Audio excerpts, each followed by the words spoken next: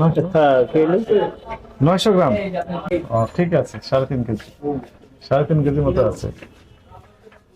তাহলে আর জরিমানা দিতে হবে না? না না, আমাদের জরিমানা দিতে হবে যদি আমরা আপনাদের মতে চলি, যদি সবকিছু ঠিকঠাক থাকে। সেটাই নিয়ম কানুন মানলে তো জি আমি স্যার, জি যত স্যার। চেষ্টা করি আপনাকে কিন্তু ধরতে আমি পারবো তাহলে না। আপনাকে একটা জিনিস দিতে বললাম না যে সেটা আগের দিনেরটা আমার কাছে নাই, এটা যদি এখন থেকে এটা জানা রাখবেন, থাকলো, রাখবেন। জানা থাকলো, এটা হ্যাঁ। নেক্সট টাইম আমরা এটা রাখবো যাতে Very ওইটাতেও good. আপনাদের সুবিধা হয় স্যার। ঠিক আছে, আমরা তো জরিমানা করতেও চাই না।